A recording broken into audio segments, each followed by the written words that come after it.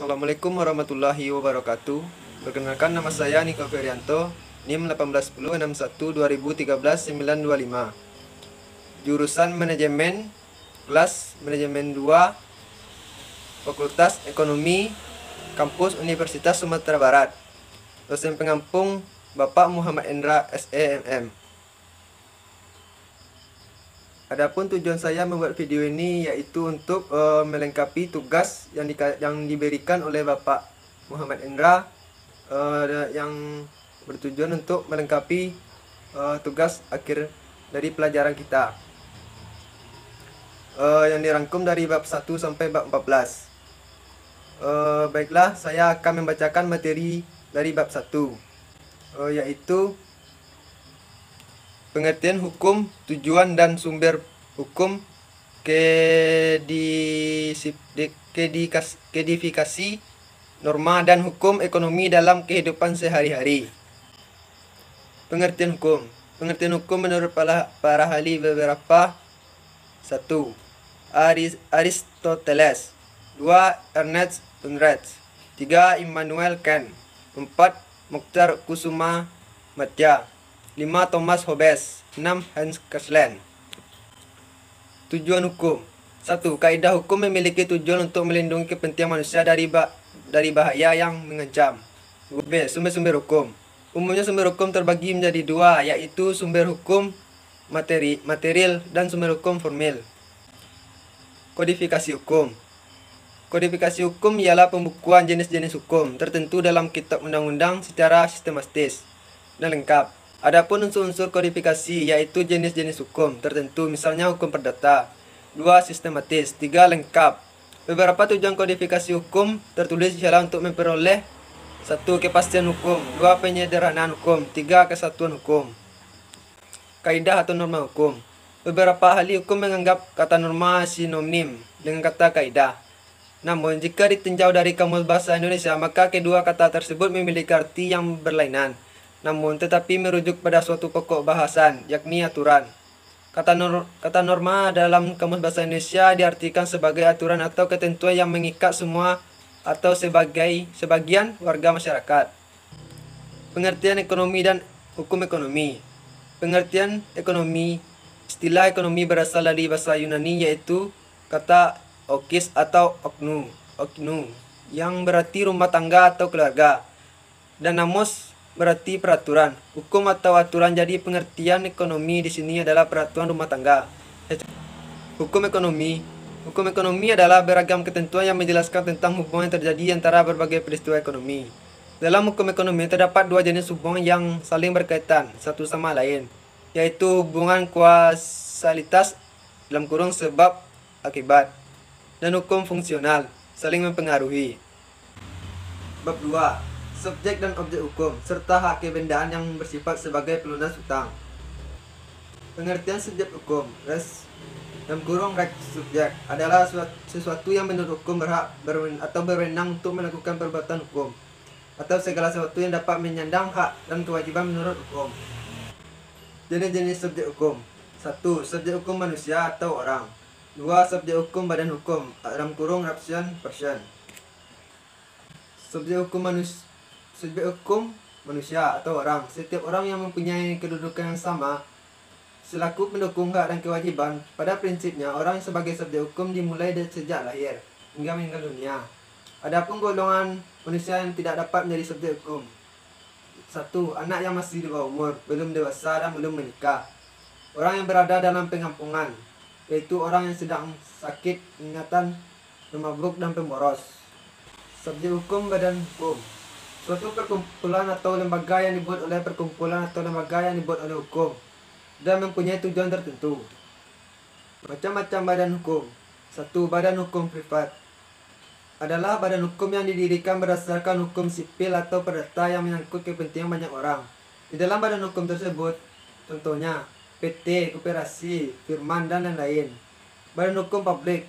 Badan hukum publik adalah badan hukum yang dibentuk oleh yang berkuasa didasarkan perundang-undangan yang dijalankan secara fungsional oleh eksekutif atau badan pengurus yang diberikan untuk tugas itu. Contoh lembaga-lembaga pemerintahan, bank, bank negara, dan lain-lain. Objek hukum, segala sesuatu yang bermanfaat bagi subjek hukum yang dapat menjadi objek dalam suatu hubungan hukum. Jenis benda pada objek hukum berdasarkan pasal 503 sampai 504 KUHP. KUH. Perdata. 1. Benda bergerak adalah benda yang menurut sifatnya dapat berpindah sendiri atau dapat dipindahkan. Benda dibedakan menjadi dua, yaitu benda bergerak karena sifatnya, dua, benda bergerak karena ketentuan undang-undang. Benda tidak bergerak adalah penyerahan benda tetapi dahulunya dilakukan dengan penyerahan secara yuridis. Benda tidak bergerak dibedakan menjadi tiga, yaitu 1. Benda tidak bergerak karena sifatnya, 2. Benda tidak bergerak karena ketentuan undang-undang, 3. Benda tidak bergerak karena tujuannya. Hak keberadaan yang bersifat sebagai pelunas hutang pinjam. Hak jaminan melekat pada kreditor yang memberikan kewenangan untuk melakukan eksekusi kepada benda yang dijadikan jaminan. Jika debitur melakukan prestasi, terdapat suatu prestasi dalam kurung perjanjian. Macam-macam pelunas hutang. 1. Jaminan umum adalah jaminan yang terbentuk karena sudah ditentukan oleh undang-undang. Dalam hal ini, benda yang dapat dijadikan pelunas jaminan umumnya apabila telah memenuhi persyaratan. Apabila telah memenuhi persyaratan antara lain: 1. Benda tersebut bersifat ekonomis, dalam kurung dapat dinilai dengan uang. 2. Benda tersebut dapat dipindah tangankan haknya pada orang lain.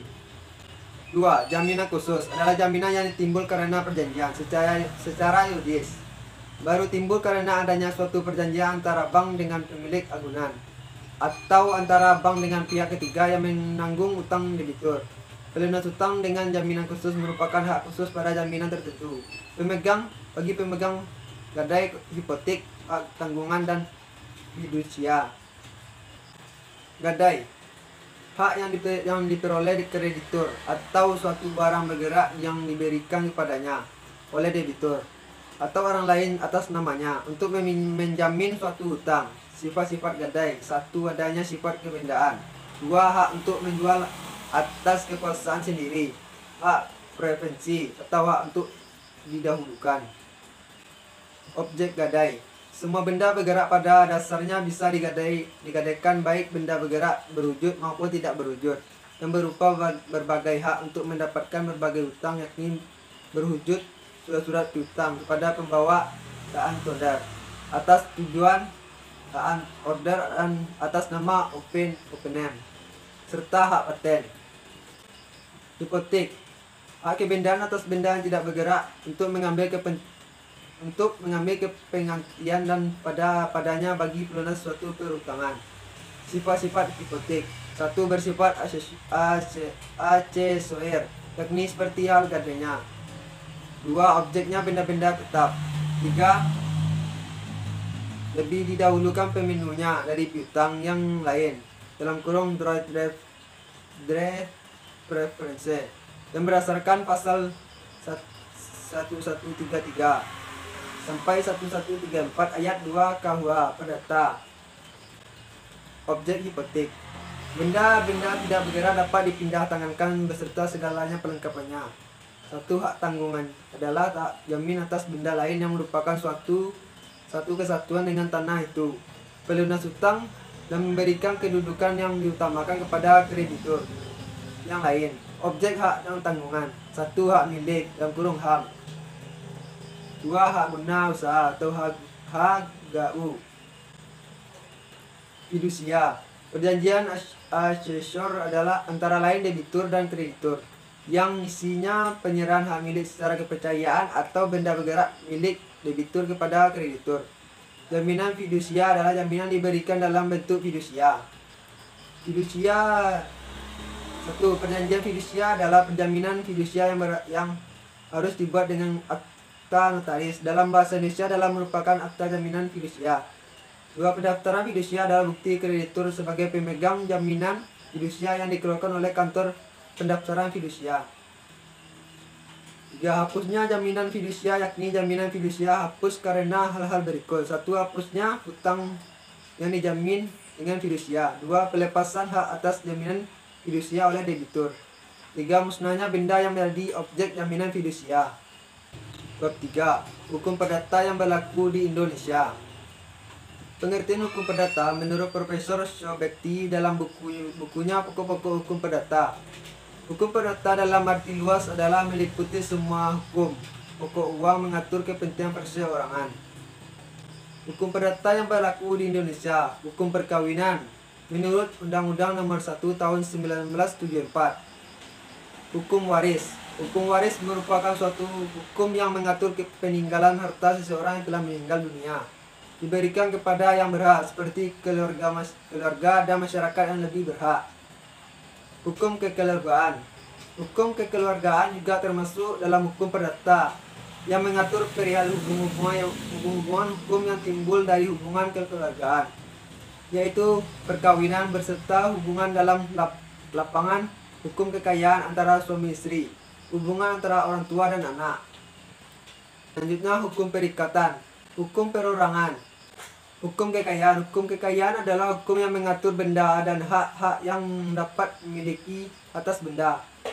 Sejarah singkat hukum perdata. Hukum perdata Belanda berasal dari hukum perdata Prancis, yaitu Kode Napoleon, yang disusun berdasarkan hukum Romawi, Corpus Juris Civilis, yang pada waktu itu dianggap sebagai hukum yang paling sempurna. Keadaan hukum di Indonesia seperti istilah runsing ke bawah, tumpul ke atas. Sistematika hukum perdata di Indonesia. 1. Hukum perorangan. 2. Hukum kekeluargaan dalam kurung familiaris. 3. Hukum harta kekayaan. 4. Hukum waris dalam bab 4. Hukum perikatan. Pengertian hukum perikatan.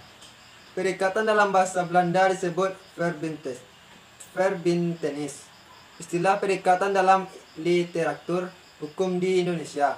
Perikatan adalah suatu hubungan hukum dalam lapangan harta kekayaan antara dua orang atau lebih, di mana pihak yang satu berhak atas sesuatu dan pihak lain berwajib atas sesuatu. Yang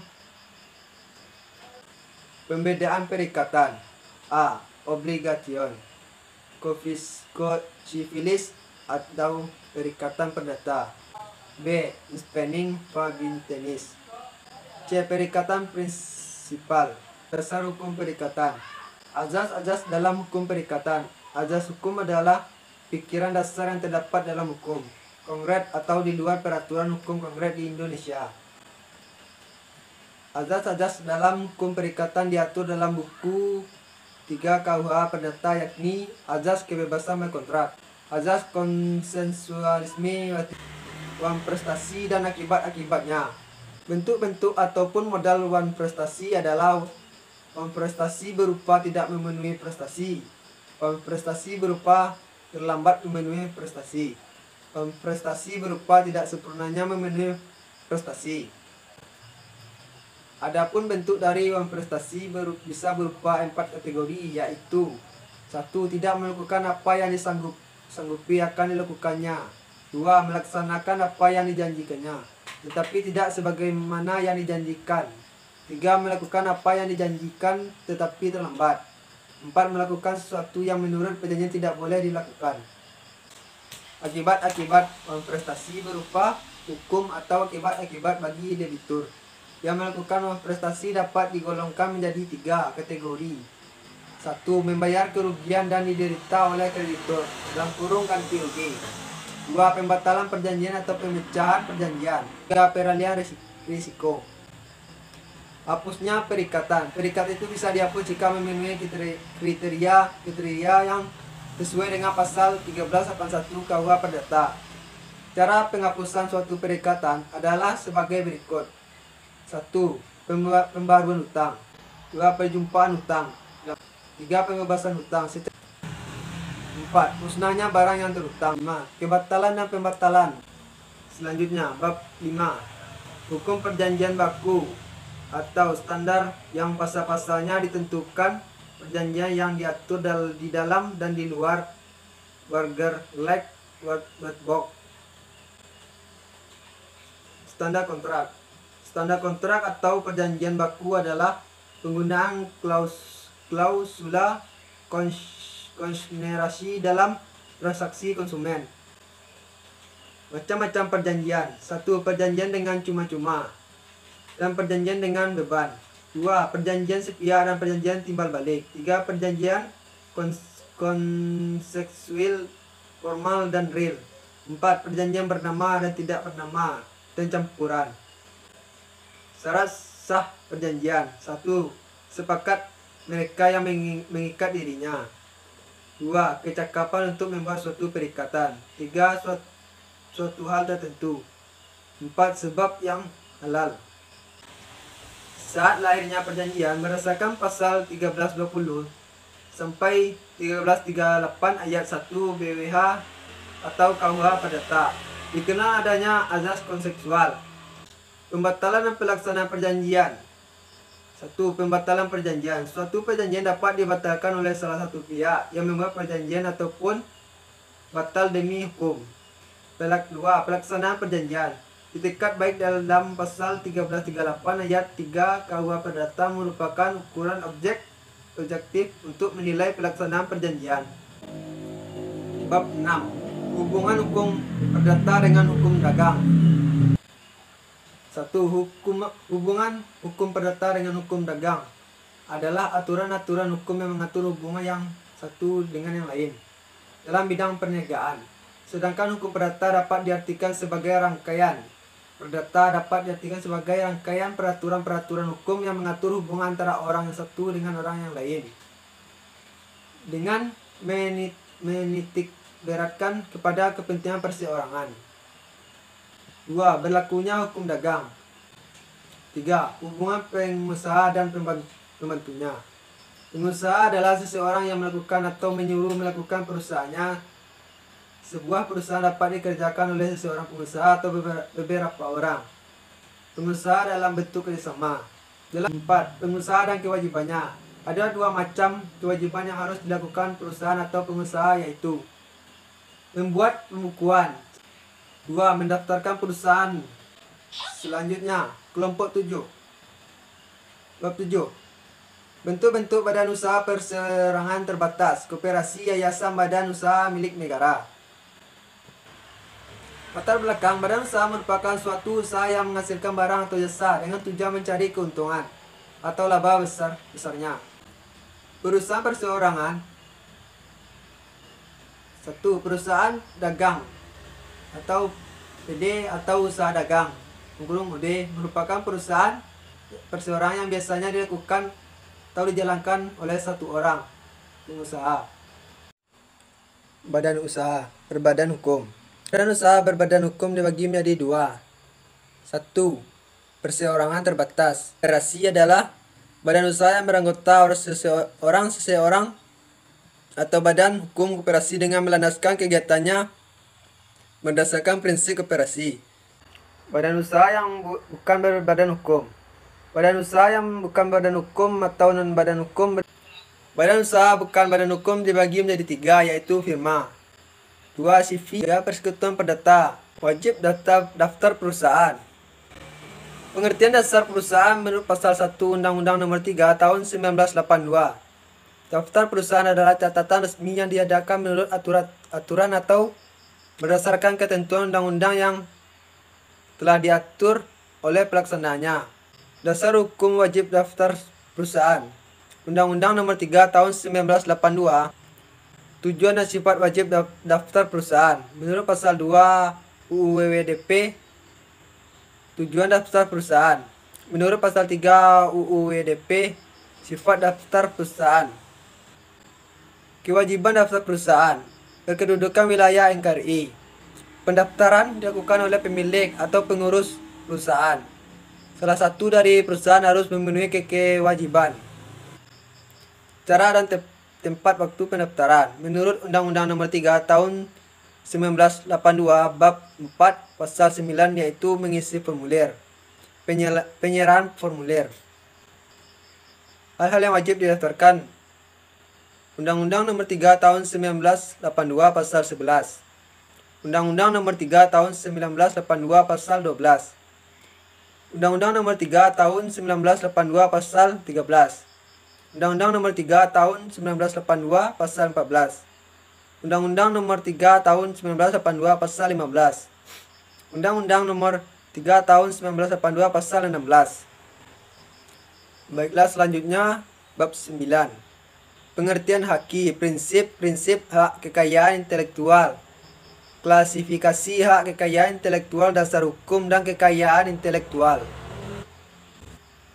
A. Pengertian haki. Hak kekayaan intelektual atau yang bisa disebut dengan haki adalah hak yang didapatkan dari hasil olah pikir manusia untuk dapat menghasilkan suatu produk, jasa, atau proses yang berguna untuk masyarakat. B. Prinsip-prinsip hak kekayaan intelektual. 1. Prinsip ekonomi.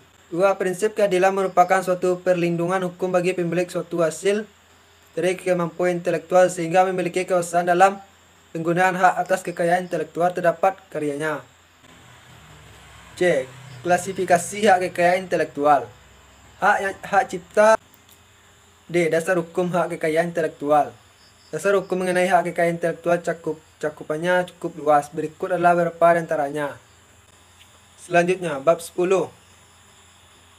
Menjelaskan prosedur permohonan hak cipta, hak paten, hak merek, desain industri, dan rahasia dagang ke Ditjen Haki.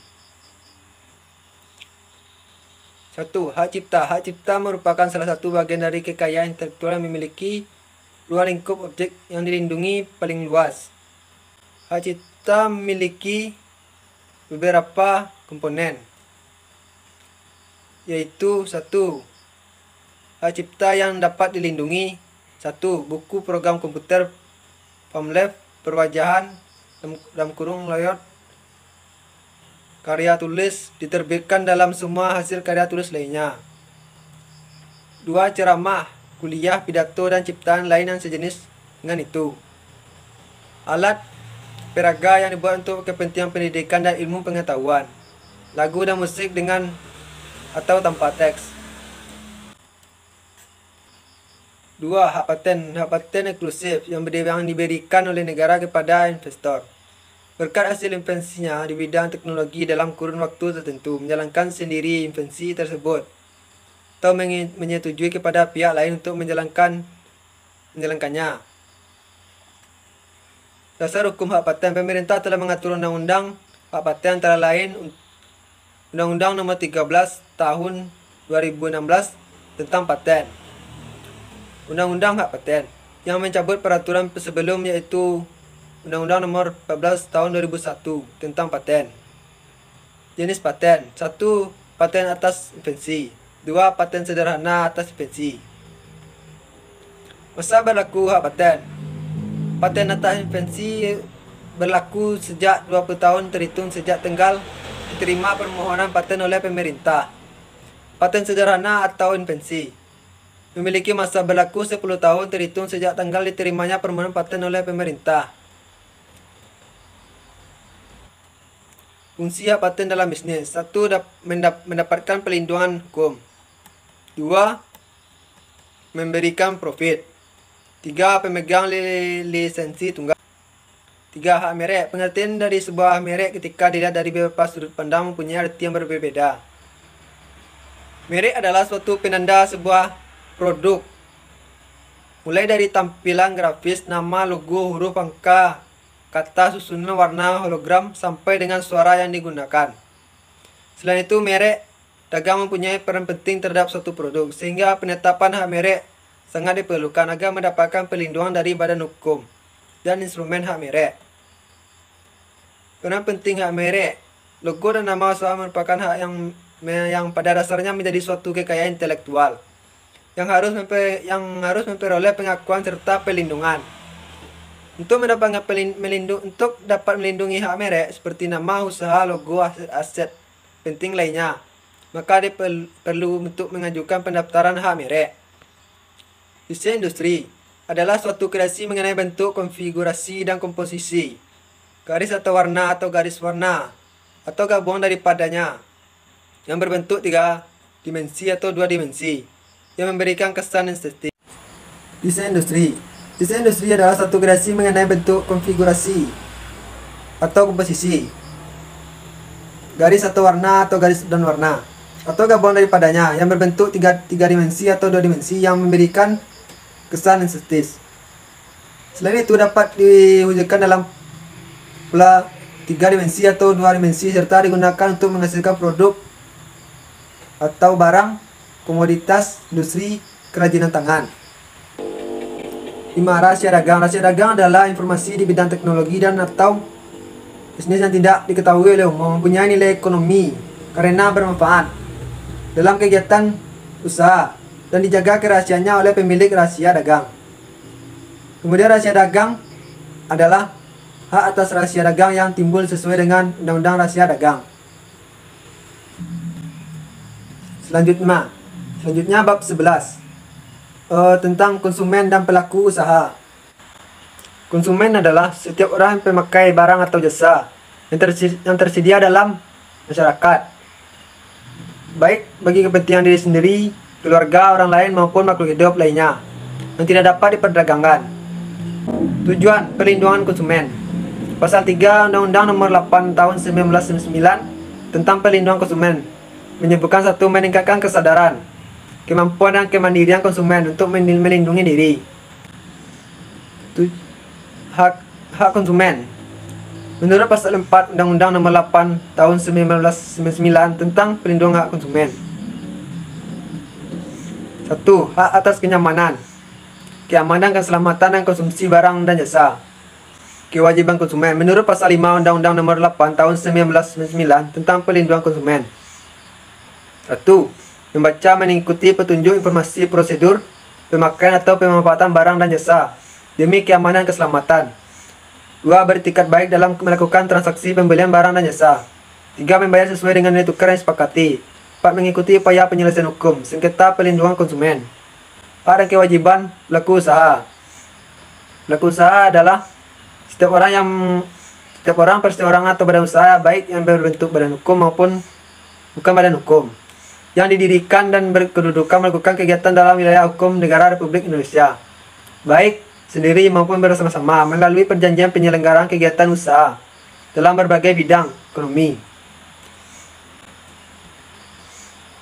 Kewajiban. Menuntut pasal 7 Undang-Undang Nomor 8 Tahun 1999, perlindungan konsumen adalah beretikat baik dalam melakukan kegiatan usaha, memberikan informasi yang benar, jelas, jujur mengenai kondisi dan jaminan dan atau jasa, serta memberikan penjelasan penggunaan, perbaikan, dan pemeliharaan. 3. Memperlakukan atau melayani konsumen secara benar, jujur, serta tidak diskriminatif. 4. Menjamin mutu barang dan jasa yang diproduksi atau diperdagangkan berdasarkan ketentuan standar mutu barang atau jasa yang berlaku. Memberikan kesempatan pada konsumen untuk menguji atau mencoba barang dan jasa tertentu, serta memberikan jaminan dan atau garansi atas barang yang dibuat dan yang diperdagangkan. Selanjutnya bab 12, anti monopoli dan persaingan usaha tidak sehat serta kegiatan yang dilarang dan perjanjian yang dilarang. Monopoli. Menurut Undang-Undang Nomor 5 Tahun 1999 menyebutkan pengertian monopoli yaitu suatu bentuk penguasaan atas produksi dan atau pemasaran barang dan atau penggunaan jasa tertentu oleh suatu pelaku atau satu kelompok usaha. Azas. Berkaitan dengan keberadaan Undang-Undang Nomor 5 Tahun 1999 tentang larangan praktek monopoli dan persaingan usaha tidak sehat atas Undang-Undang anti monopoli yang berasaskan demokrasi ekonomi dengan memperhatikan keseimbangan antara kepentingan pelaku usaha dan kepentingan umum, mempunyai peranan yang sangat penting mewujudkan iklim usaha yang sehat di Indonesia. Tujuan. 1. Menjaga kepentingan umum dan meningkatkan efisiensi ekonomi nasional sebagai salah satu upaya untuk meningkatkan kesejahteraan rakyat. 2. Mewujudkan iklim usaha yang kondusif. 3. Mencegah praktik monopoli dan persaingan usaha tidak sehat ditimbulkan oleh pelaku usaha. 4. Terciptanya efektif dan efisien dalam kegiatan usaha. Kegiatan yang dilarang dalam anti monopoli. Dalam Undang-Undang Nomor 5 Tahun 1999, kegiatan yang dilarang diatur dalam pasal 17 pasal 24. Undang-undang ini memberikan definisi kegiatan seperti halnya perjanjian.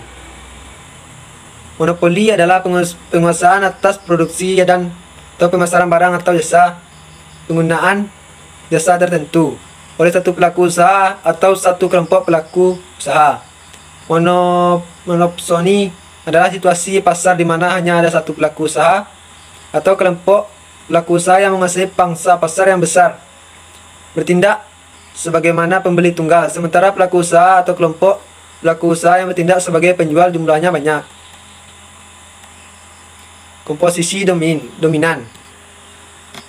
Komposisi dominan artinya pengaruh sangat kuat. Dalam pasal 1 angka 4 Undang-Undang Nomor 5 tahun 1999 menyebutkan posisi dominan merupakan suatu keadilan di mana pelaku usaha tidak mempunyai pesaing, yang berarti pasar bersangkut dalam kaitan dengan pangsa yang dikuasai atau pelaku usaha mempunyai posisi tertinggi di antara pasar persaingan di pasar bersangkutan. Dalam kaitan dengan kemampuan keuangan, kemampuan akses pada pasokan penjual, serta kemampuan untuk menyesuaikan pasokan pemerintah barang atau jasa tertentu. Pejabat rangka. Jabatan rangkap dalam pasal 26 Undang-Undang Nomor 5 tahun 1999 dikatakan bahwa seseorang yang menduduki jabatan di direksi atau komisari suatu perusahaan dilarang merangkap menjadi direksi atau komisari perusahaan lain pada waktu yang bersamaan. Pemilik saham. Berdasarkan pasal 27 Undang-Undang Nomor 5 tahun 1999 dikatakan bahwa pelaku usaha dilarang memiliki usaha mayoritas pada beberapa perusahaan sejenis. Penggabungan, peleburan, dan pengambilan alihan. Dalam pasal 28 Undang-Undang Nomor 5 tahun 1999 mengatakan bahwa pelaku usaha yang berbadan hukum maupun bukan badan hukum yang menjalankan perusahaan bersifat tetap dan terus menerus dengan tujuan mencari keuntungan. Perjanjian yang dilarang dalam anti monopoli. Yang pertama, oligopoli. 2. Penetapan harga. 3. Pembagian wilayah. 4. Pembiokotaan. 5. Kartel. 7. Terus 8. Integrasi vertikal. 9. Perjanjian tertutup. 10. Perjanjian dengan pihak luar negeri. Selanjutnya, bab 13, Undang-Undang Anti Monopoli dan Komisi Pengawas Persaingan Usaha dalam kurung KPPU. A. Cakup pedoman program kepatuhan.